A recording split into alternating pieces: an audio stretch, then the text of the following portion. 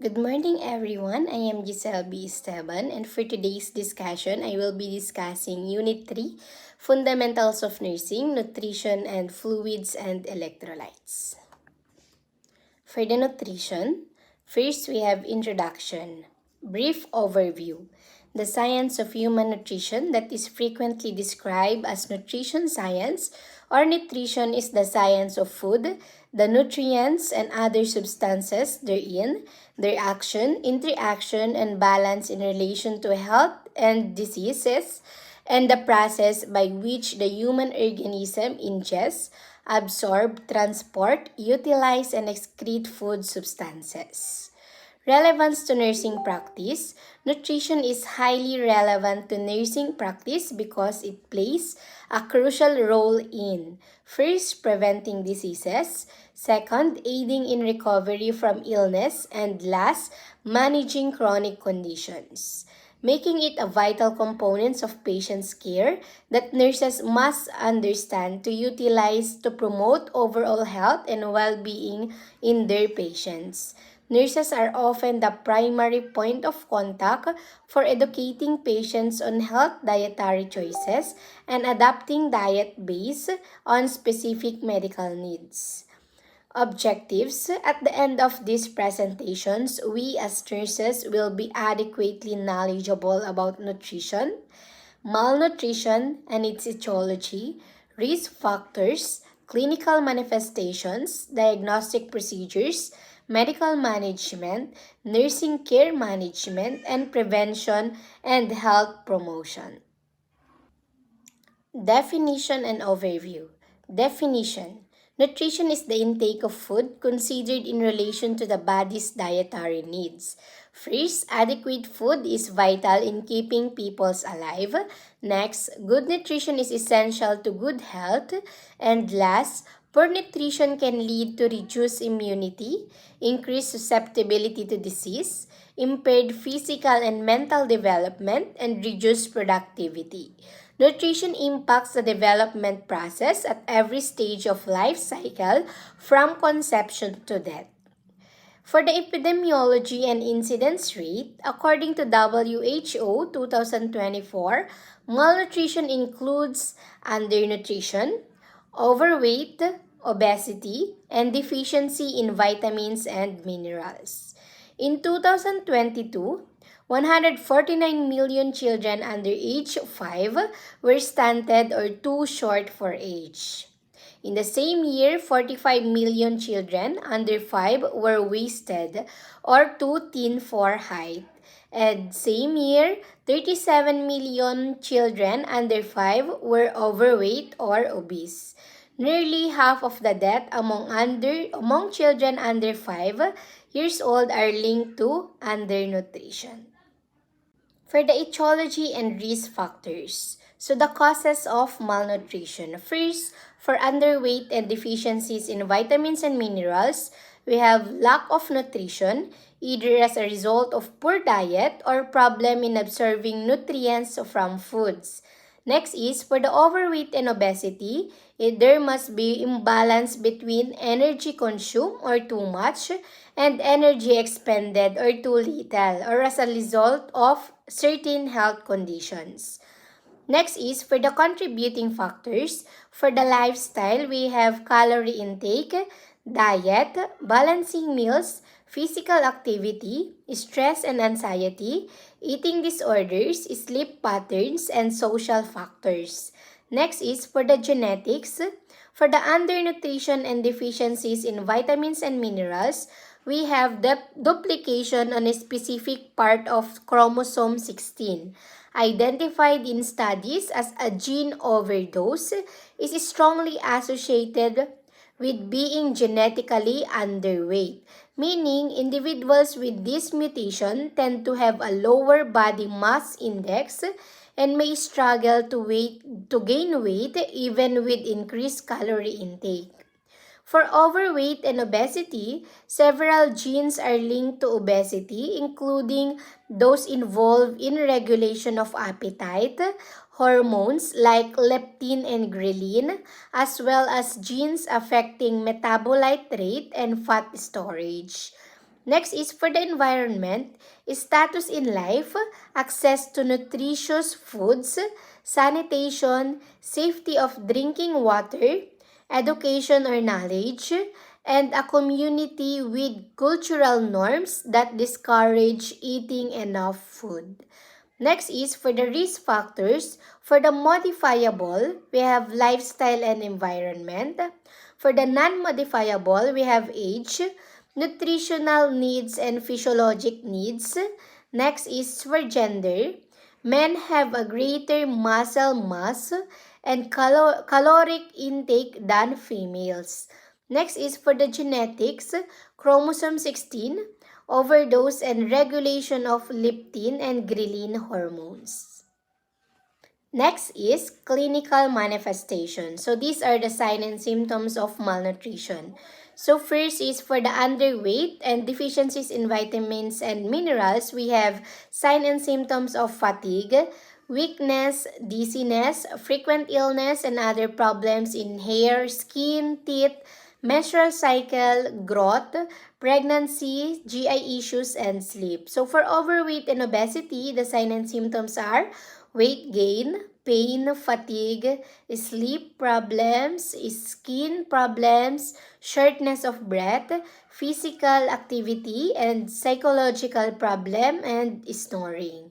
Next is for the severity level. So we have undernutrition and deficiencies in vitamins and minerals. An adult BMI less than 18.5 is considered underweight. So a BMI less than 17 indicates moderate to and severe thinness linked to increase in illness and in moderate risk. And a BMI less than 16 is known to be associated with a remarkably increased risk for ill problem, for poor physical performance, lethargy, and even death. And next is for the overweight and obesity, overweight or not obese, if BMI is 25 to 29.9. So it is considered class 1 or low risk obesity if the BMI is 30 to 34.9. Class 2 or moderate risk obesity if the BMI is 35 to 39.9. And class 3 or high risk obesity if the BMI is equal to or greater than 40 BMI. Next is for the complications. Undernutrition and deficiencies in vitamins and minerals, these are the complications. First is malnutrition, osteoporosis, decreased muscle strength, hypothermia, and lowered immunity. Underweight is also known as shortened people's live due to early death. Next is overweight and obesity, many other diseases and health problems such as heart diseases, diabetes, high blood pressure, high cholesterol, liver disease, sleep apnea, and certain cancers. So these are the complications of malnutrition. Next, for the diagnostic procedure, we have laboratory tests. So for the blood test, we will check the prealbumin, a blood test that measures the level of this protein, which is marker for protein malnutrition. Low level may indicate malnutrition. So next is micronutrients level. Blood tests that measure the level of the zinc, iron, and vitamin D in patient with malnutrition. Other tests include CBC or the complete blood count, a blood test that measures the number of red blood cells and other components of blood. Next is the electrolytes level, a blood test that measures the level of potassium, calcium, phosphate, and magnesium. Next is the blood urea nitrogen, or it is a blood test that measures the level of urea nitrogen in the blood. Next is for the imaging test, we have CT scans and MRI, which can visualize muscle wasting and body composition. Also, we have X-ray of the hands and wrists, maybe also to evaluate bone development and potential signs of malnutrition. Other relevant assessment includes anthropometric measurements like weight, height, and BMI. Next is the body composition analysis. Next, dietary history and medical history. Physical examination for signs of muscle wasting and edema. And lastly is the functional assessment of daily activities. Next, for medical management, we have pharmacological interventions. So, for undernutrition and deficiencies in vitamins and minerals, we have sample drug like dronabinol or marinol syndrome. It is an appetite stimulant and treat nausea and vomiting. So, the sample dosage is 2.5, 5 milligram, 10 milligram, for oral capsules and 5 mg per ml for oral liquids. Thus, common side effect is dizziness and tiredness. For overweight and obesity, we have sample drug also. We have Orlistat, Senecal, and Ali, an anti-obesity drug that reduces the absorption of dietary fat. So, sample dosage, capsule is 60 mg for Ali and 120 mg for Senecal. And the common side effect is loose stool and other bowel movement changes. So, these are the common side effect. Next is for the surgical intervention. Of course, we have for undernutrition and deficiencies in vitamins and minerals, there is typically no direct surgical intervention aimed at weight gain. However, in the overweight and obesity, we have bariatric surgery, also known as the weight loss surgery. It involves modifying the digestive system to help people lose significant amount of weight, particularly when other methods like diet and exercise haven't been successful. Commonly type of bariatric surgery includes gastric bypass and sleeve gastrectomy.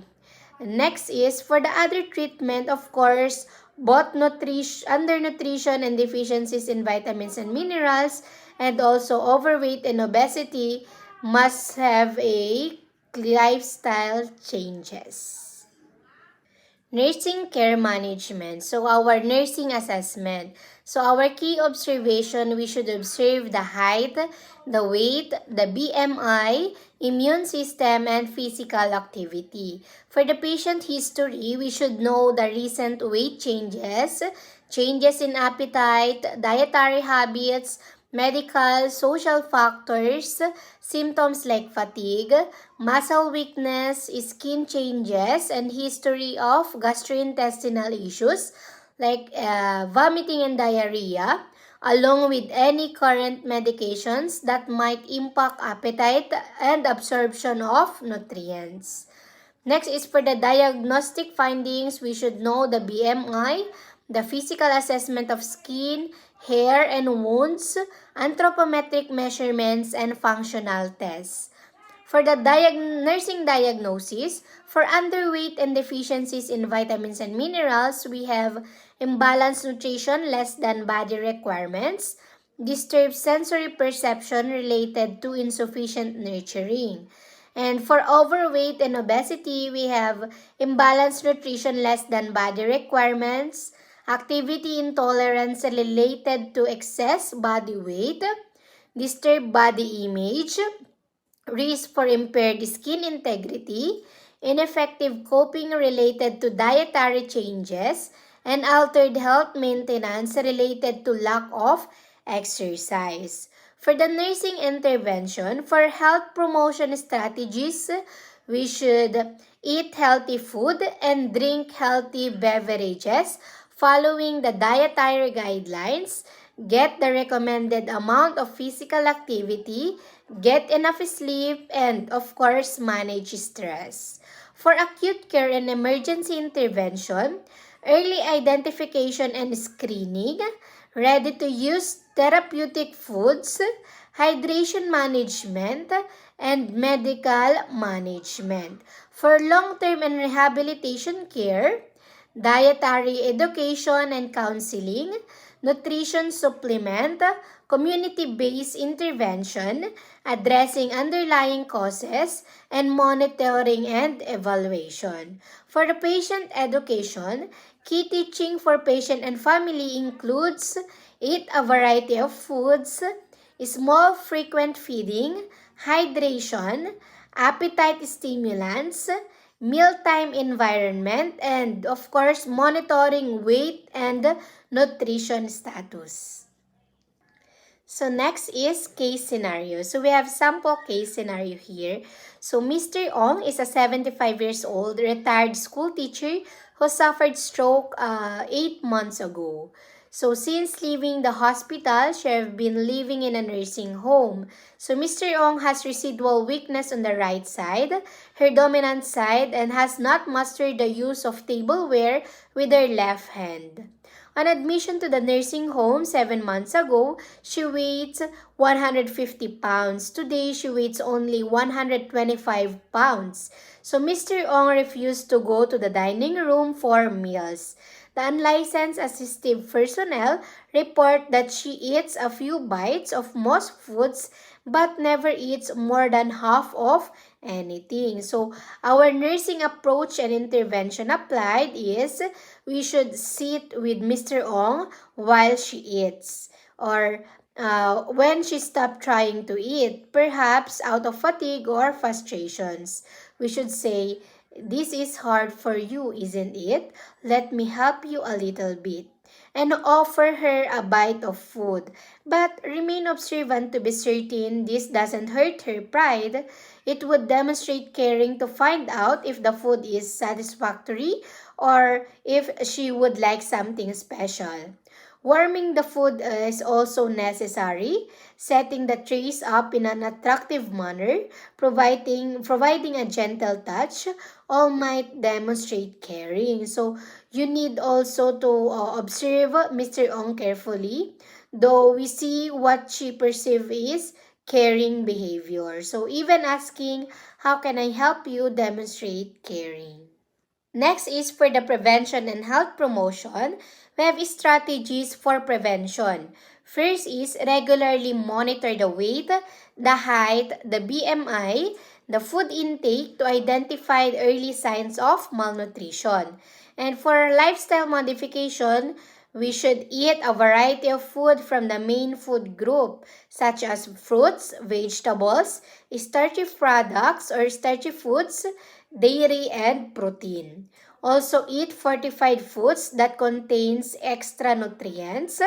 Snack between meals. Be familiar with nutritional labels. Engage in moderate physical exercise. Next is for community health education. We should provide safe drinking water and good sanitation. We should also educate about and support for better diets, give special attention to gender issues and vulnerable groups such as pregnant women and young children, and also provide quality health services. Next is conclusion and summary. So for the key takeaways from this presentation, we have nutrition promotes overall health and well-being. Nurses has primary role in promoting healthy nutrition. Nurses use evidence-based nutrition care which improve patients' outcomes. Nurses help bridge the nutritional gap, all in an effort to address malnutrition. And nurses quotes, "It is easier to stay healthy than to become healthy after disease set in." And the importance of the topic to the nursing practice. The presentation is essential to nursing practice to provide nurses with adequate knowledge about proper nutrition to patients, prevent diseases by identifying nutritional risks, assist in patient recovery throughout appropriate dietary interventions, and teach patients how to manage chronic illness with healthy food choices. Essential using nutrition as a tool to optimize patient health and well-being across various healthcare settings. And these are our references. Next is fluids and electrolytes. So for the introduction, brief overview. The human body maintains a delicate balance of fluids and electrolytes to help ensure proper functioning and homeostasis.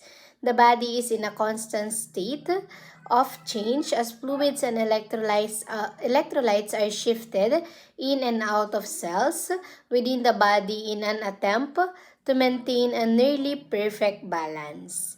A slight change in either direction can have significantly consequences on various body systems. So the relevance to nursing practice, fluids and electrolytes is highly relevant to nursing practice because nurses plays a crucial role in first, constant monitoring of patients' fluids and electrolytes balance, monitoring of intake and outputs, assessment for signs of dehydration, managing fluid resuscitation, and proper administration of IV therapy, medication, and dietary management.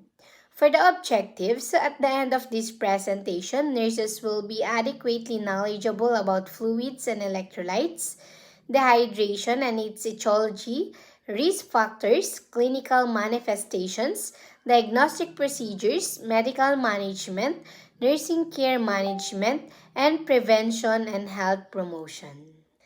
Next, definition and overview. So for the definition, fluids and electrolytes refers to the balance of water or the fluids and minerals with an electrical charges or electrolytes within the body, which are crucial in maintaining proper bodily functions like muscle contraction, nerve signaling, and regulating blood pressure. Essentially, it's about ensuring the right amount of water and charged minerals are present in body fluids like bloods and tissues to function optimally.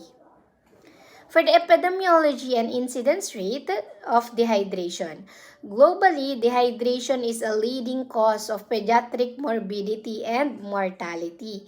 Dehydration causes 14% to 30% of deaths among infants and toddlers worldwide. Dehydration causes significant morbidity and mortality in infants and young children worldwide, annually causing approximately 700 to 800,000 pediatric deaths, especially nearly 16% of global child facilities. Next, the etiology and risk factors of dehydration. So the causes, lost more fluids than it takes. So this can happen when you don't drink enough fluids or if you lose fluids through sweating, vomiting, diarrhea, or urination. Contributing factors is illness like fever, lack of access to water, busy schedules, diet, and nutrition. For the risk factors, for the modifiable, first, not drinking enough water, being sick, vomiting, or diarrhea, taking certain medications like diuretics, excessive sweating or exposed to high temperature, drinking too much alcohol, kidney failure, diabetes mellitus, and severe burns. So for non-modifiable factors, we have age, physical changes or of the thirst response, gender, the body composition, hormones, pregnancy, and exercise. Next, the clinical manifestations of dehydration. For the sign and symptoms, we have tears, dark-colored urine, decreased urination, headache, confusion, dry mouth, lips, and eyes, sunken eyes, fatigue, feeling tired or weak, dizziness, dry skin, may become dry, flaky, itchy, red, or irritated, muscle cramps. And for the severity level, we have mild, moderate, and severe. So for mild, symptoms include thirst, slightly decreased urine output, dry mouth, and can usually be managed by drinking more fluids. For moderate risk, may include increased thirst, dizziness, fatigue, sunken eyes, rapid heart rate, and may require medical attention for dehydration. For severe cases characterized by confusion, very low urine output, rapid breathing, low blood pressure, fainting, and require immediate medical intervention with intravenous fluids. So the complications are heat injury. Dehydration while exercising can lead to heat cramps, heat exhaustion, or heat stroke. Next is urinary tract infection, kidney stone, kidney failure. Next is low blood volume, shock, and electrolytes imbalance. Diagnostic procedure for dehydration. So, laboratory test, there's no single definitive test for dehydration. However, a blood or urine test is done to check for electrolytes imbalance and kidney function. So, for blood test, electrolyte panel measure the level of electrolytes like sodium and potassium in the blood, and kidney function test check the kidney's function. For urine test, urine-specific gravity compares the density of urine to water to check for dehydration. Urinalysis check for dehydration and its cause. Imaging test, imaging is typically not needed to diagnose dehydration. Ultrasound can be used in some cases to assess the collapsibility of the inferior vena cava, providing an indicator of dehydration severity. Other relevant assessment includes detailed fluid intake history, urine output monitoring, checking urine color and concentration, measuring body weight changes, and assessing for signs of excessive fluid loss like vomiting and diarrhea. Next is medical management. So we have here the pharmacologic intervention of dehydration. So we have here the ORS or the oral rehydration solution or a mixture of water, sugar, and salt that treats dehydration. So for treatment plan A, we have child under 24 months, 50 to 100 ml, approximately 500 ml daily. Next is child from 2 to 10 years old, 100 to 200 ml, approximately 1,000 ml daily. And next is child over 10 years old and adult is 200 to 400 ml, approximately 2,000 ml daily of ORS. For the treatment plan B, we have here age of under 4 months, weight is under 5 kilograms. The ORS is 200 to 400 ml. For 4 to 11 months, weight is 5 to 7.9 kilograms. The ORS is 400 to 600 ml of ORS. For 12 to 23 months, weight is 8 to 10.9 kilograms, 600 to 800 ml of ORS. For 2 to 4 years old, weight is 11 to 15.9 kilograms, ORS is 800 to 1,200 ml of ORS. For 5 to 14 years old, weight is 16 to 29.9 kilograms, 1,200 to 2,200 ml of ORS. For 15 years old and over, weight is 30 kilograms and over. The ORS is 2,200 to 4,000 ml of ORS. Next is for treatment plan C, in combination with IV therapy and only to a conscious patient, child and adult, 5 ml per kilogram per hour after 3 hours or 6 hours in infants. Reassess and choose the appropriate plan A, B, and C. For the side effect, no serious side effect. However, if the solution isn't prepared or used correctly, it can cause salt toxicity that causes nausea, vomiting, weakness, loss of appetite, confusion, severe thirst, and kidney damage. Surgical intervention. Intravenous fluids are the common surgical intervention for dehydration. IV fluids are specifically formulated liquids that are injected into a veins. Next is other treatment, drinking water, sucking on ice cubes, eating fruits and vegetable which contains 80 to 99% of water, limit alcohol consumption, move to a cool place, loosen tight clothing, and remove unnecessary clothes. Next is the nursing care management. So for the nursing assessment, our key observation is we should observe the thirsty, breathing, heart rate, low blood pressure, be irritated, tired, and confused. Next is for the patient history, we should know the recent illness, fluid intake, sweating, heat exposure or exercise, fever, medication, medication use, change in urine output, presence of thirst, dizziness, weakness, and any underlying medical condition like diabetes or kidney diseases. Also considered factors like access to water, travel history, and recent dietary changes. For the diagnostic findings, we should know the physical signs like dry mucous membrane, decreased skin turgor, sunken eyes, delayed capillary refill, low blood pressure, rapid heart rate, concentrated urine, reduced urine output, and in severe cases, altered mental status.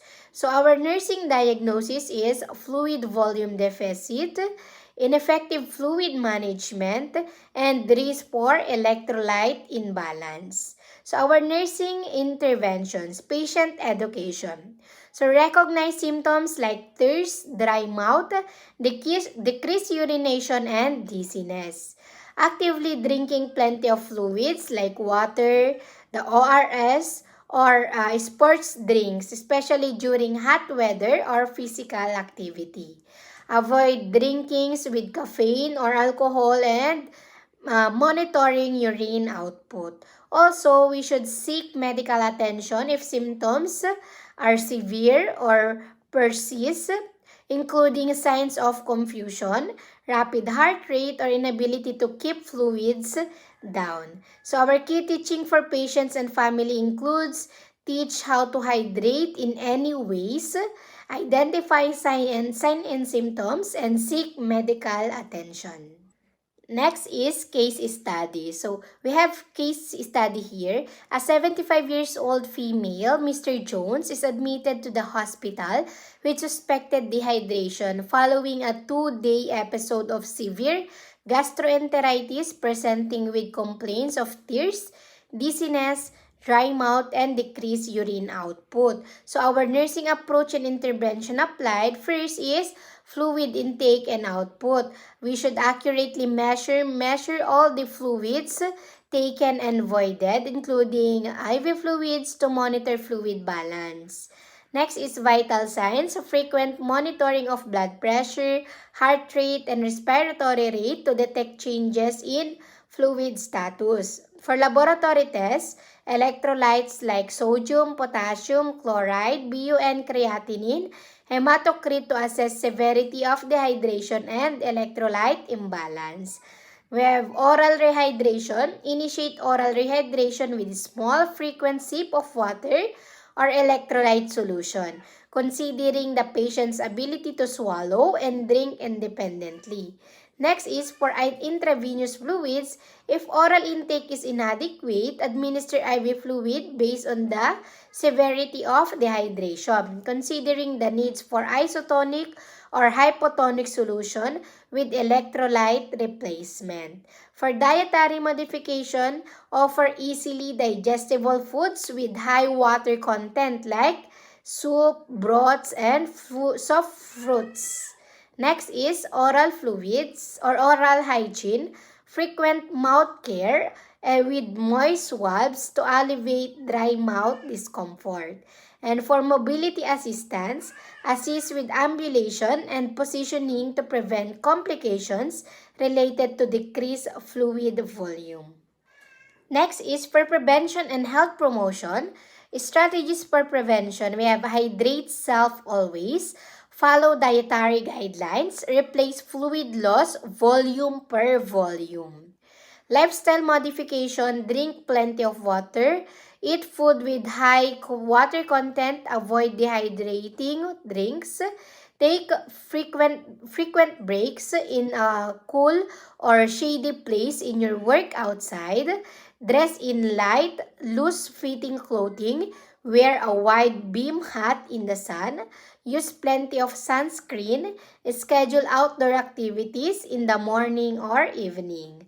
For community health education, we have drink fluids and eat water-rich foods. Avoid substances that increase urination and hydrate before and after exercise. Hydrate when sick. Hydrate in hot weather and in cool weather. Teach how to assess signs and symptoms and when to seek medical advice. Lastly, for conclusion and summary, our key takeaways is fluids and electrolytes affects various bodily function. Nurses play a vital role in prompt recognition and intervention.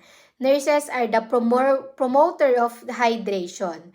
Nurses' assessment, observation, and monitoring skills are very important in managing dehydration. Importance of the topic to the nursing practice. The presentation is essential to nursing practice to provide nurses with adequate knowledge about proper maintaining of bodily homeostasis, impacting function like nerve transmission, muscle contraction, and acid-base balance, meaning nurses must closely monitor and manage patients' fluids and electrolytes level to prevent serious complications from imbalances that can arise from various medical conditions. Recognizing signs of imbalance and taking appropriate interventions is essential for patient safety. References. Again, thank you for listening.